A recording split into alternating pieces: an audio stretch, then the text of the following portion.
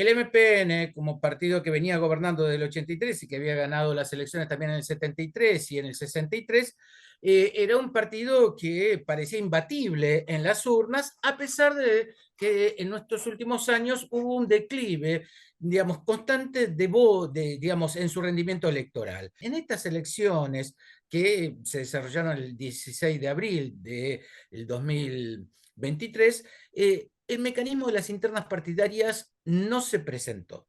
O sea, esto fue parte de una lógica que establece uno de los actores que desafían al partido, y un actor que había sido parte de él hasta, y que de hecho no reniega su pertenencia, que es Rolando Figueroa. ¿Quién es Rolando Figueroa? Venía de una trayectoria de función, primero de intendente, funcionario, intendente en el norte neuquino, en dos intendencias diferentes, funcionario de la administración de Sovich,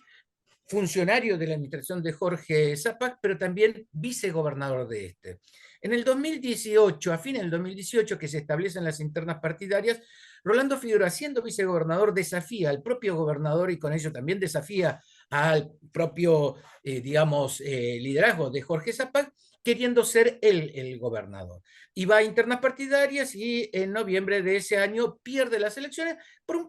porcentaje, digamos, escueto, pero suficiente como para perder las elecciones. Y ahí es que Rolando Figueroa entra en un camino que va a ser el que lo lleva a la actualidad de disidencia con el partido sin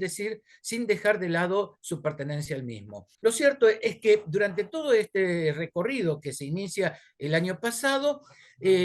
Jorge Zapac, digamos, se mantiene en su firmeza de sostener la candidatura de quienes había elegido para esto, para competir, y Rolando Figueroa, por otro lado, arma su propio partido y empieza un camino de negociaciones con distintas fuerzas que fueron desde el peronismo, sectores de izquierda del peronismo, el movimiento Evita, la agrupación Arturo Jaureche, más juvenil, bueno, y sectores del macrismo con representación aquí en Neuquén, mejor dicho, sectores de Juntos por el Cambio, desde la coalición cívica hasta distintos otros sectores. De hecho, él arma un paraguas que reúne, digamos, aquello que a nivel nacional uno no podría reunir ni,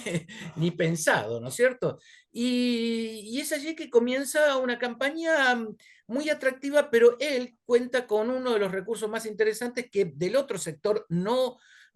se contó, que es un carisma personal muy importante, y de allí la diferencia, una diferencia que es menor relativamente, de 3 puntos, pero suficiente en un contexto de altísima polarización. Dos tercios de los electores, que si bien esta elección tuvo una baja no muy sensible, pero sí de 2 puntos respecto a las elecciones anteriores, frente a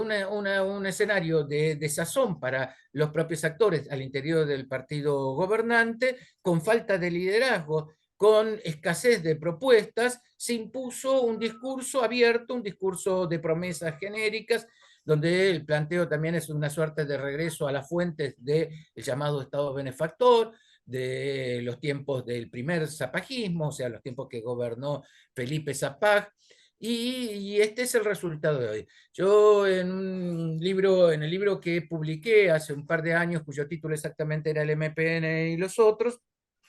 destacaba esta realidad, ¿no es cierto? Un MPN, un movimiento popular neuquino hegemónico, en el sentido de orientar, direccionar a todos los actores sindicales, sociales, políticos, de distintos órdenes, pero sobre todo los partidarios, y marcar, ¿no es cierto?, el rumbo de, digamos, en función de seguir ganando elecciones. Esta vez, esta realidad se presentó dividida,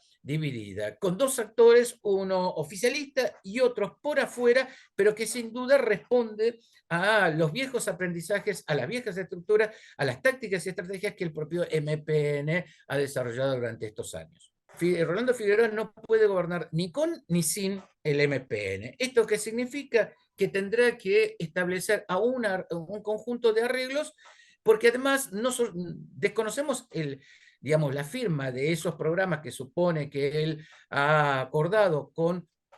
los actores que lo acompañaron, que son tan variopintos y están en la antinomia, como para pensar un programa social, ¿no es cierto?, o un programa político, un programa de administración económica o de conducción del Estado. Lo que entendemos que va a haber un proceso de integración no muy distinto al que se siguió en los años en que el radicalismo perdió en la provincia de Río Negro y, digamos, entra a caminar otra experiencia, que es la actual experiencia que nosotros observamos que también en el mismo día de elecciones en Neuquén se desarrolló en Río Negro con el triunfo del senador Alberto Berretines, que fue 2 veces gobernador en la provincia y ahora vuelve a ser gobernador. O sea, un proceso de síntesis, de integración respecto al MPN, y es probable también de que se refunde el MPN como en algún momento quiso hacer Felipe Zapag, pensando en una suerte de MPN auténtico cuando Sovich ejercía